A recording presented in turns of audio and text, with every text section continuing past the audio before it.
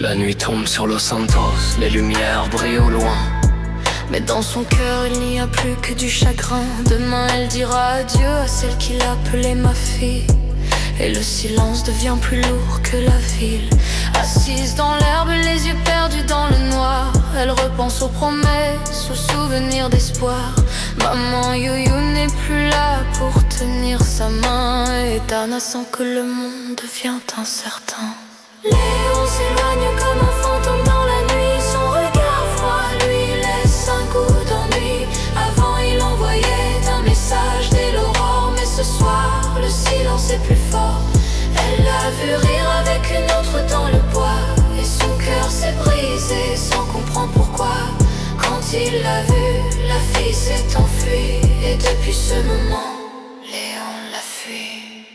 Alors Dana retourne là où tout a commencé, dans cet asile où elle a appris à respirer. Quand le monde s'effondre et que tout disparaît, Raven murmure, tu dois continuer. Quand Dana tombe et que tout devient noir, Raven se relève dans l'ombre du soir. Même seul dans la nuit, perdu dans l'effroi, Raven veille toujours sur elle et sur moi. L'organisation s'effondre comme un château de poussière. Ils étaient d'hier, maintenant ils ne sont plus que 3 frères. Un mort pour trahison, les autres ont disparu, partis sans un mot, sans même un salut.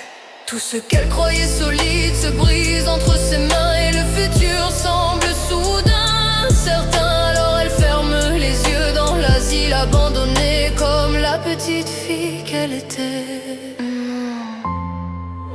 Les murs connaissent ses secrets, les couloirs se souviennent de ses pleurs.